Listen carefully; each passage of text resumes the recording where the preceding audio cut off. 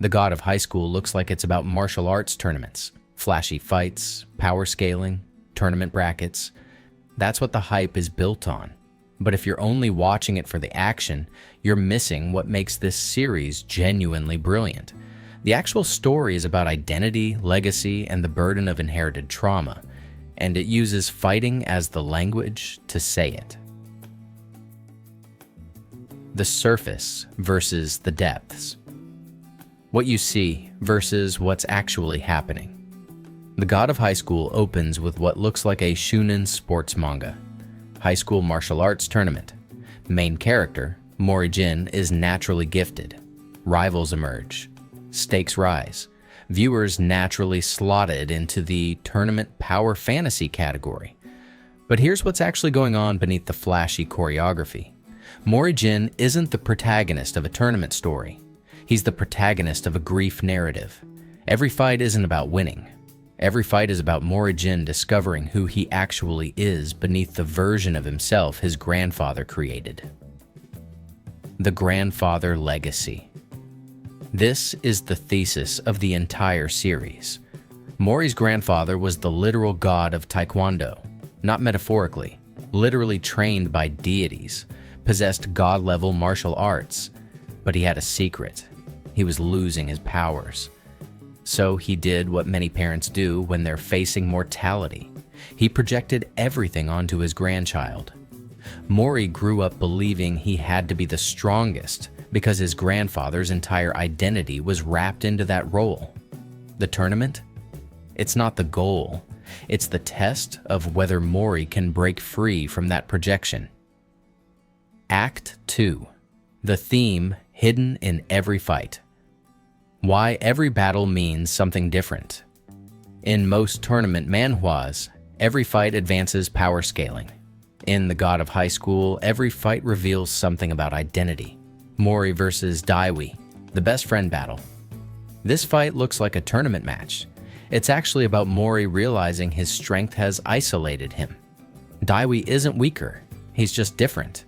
He doesn't have inherited god powers, but he has determination. When Mori realizes Daewi is fighting not to beat him, but to prove something to himself, Mori's entire worldview shifts. This is the moment the series stops being about power and starts being about purpose. Mori versus Jahan, the philosophy battle. Jahan doesn't want to win. He wants to understand why people fight. He fights Mori not as a rival, but as someone asking, is all this strength for anything? This fight deconstructs the entire power fantasy premise. Jahan is essentially asking the reader, why are you invested in who's strongest? The chaotic realm and the gods, the inheritance crisis. Then the series reveals, the real threat isn't human, it's cosmic. Mori's grandfather wasn't just a martial artist. He was a bridge between the human and divine world. Suddenly the tournament wasn't a tournament at all. It was a selection process to find who was strong enough to inherit that responsibility. This is where the series becomes devastating. The real battle. All those fights weren't preparation for victory. They were preparation for choosing between.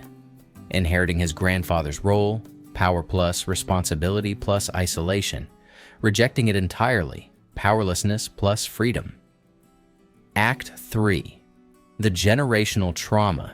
The series is actually about this. The God of High School masquerades as a power-scaling tournament series. In reality, it's a meditation on inherited expectations. Every character in this series is defined by what was passed down to them. Mori Jin, grandfather's martial arts legacy plus unspoken expectation to be the strongest Daewi. His body was stolen and used by an ancient being. His identity isn't his own. Mira, trained her entire life by a cult that viewed her as a vessel for a god. Jahan, literally born as a reincarnation, not a person, a role. These aren't just strong fighters. These are people defined by forces beyond their control. The tournament arc is where they start fighting back against those definitions. The subtext of sacrifice. As the series progresses, the fights become less about proving strength and more about proving agency. Daewi literally saves his friends by sacrificing his own strength. Mira chooses to be herself, rather than the god she was supposed to channel. Jahan decides that inherited divinity doesn't get to dictate his choices. And Mori? Mori realizes that becoming the strongest doesn't honor his grandfather. Choosing his own path does. This is radical in the context of a martial arts series. Most shonen stories celebrate inherited power. I'm strong because my bloodline is strong. The god of high school asks, but do you want to be? Why the art matters, the animation as metaphor. Here's where the production genius comes in. The god of high school has some of the most breathtaking fight choreography in anime/manhwa history. But notice something. The fights get more abstract as the series progresses. Early tournament fights are grounded. You can see what's happening. Late series fights have energy waves, divine manifestations, reality warping. The visual language becomes ethereal. This is intentional. The fighting style changes because the nature of the battle changes. Early on, who is the best fighter? Late on, what does it mean to inherit power you didn't choose? The art literally transforms to reflect the thematic shift. This is why people who dismiss it as just fighting are missing the actual craft. Asit 5, the ending and what it really says, the controversial choice. The god of high school's ending divides fans. Many expected Mori to become omnipotent, to reach some ultimate state. Instead, he makes a choice that costs him everything he built. He becomes human again. Not weaker, not depowered, just normal.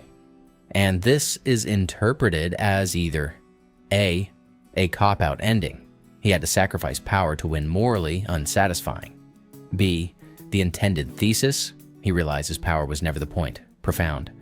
It's B. The series spent 200+ chapters building toward one question. Is being the strongest worth it? The answer is no, and the character proves it by choosing something else. The real sacrifice. What makes this ending work is that it costs Mori something he genuinely treasured. He loses connection to his grandfather's legacy. He loses the power that defined his identity. He becomes ordinary.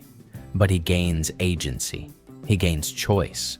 He gains a life that's his rather than his grandfather's.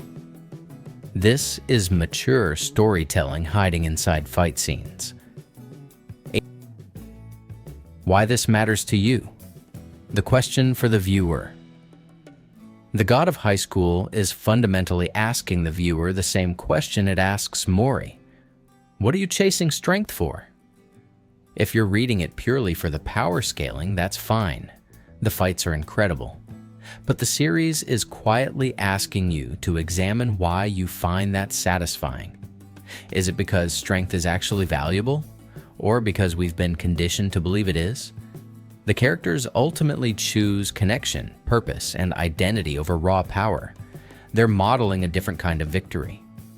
The God of High School isn't a fighting series that happens to have themes. It's a thematic series about identity and inheritance that uses fighting as its language. Every punch is a metaphor. Every tournament bracket is a step towards self-discovery. That's what makes it actually high school god level. Not the fighting, but the willingness to deconstruct why we value fighting in the first place. If you caught these themes, drop them in the comments. And if this made you want to rewatch it with this lens, subscribe. We're dissecting more of these hidden narratives.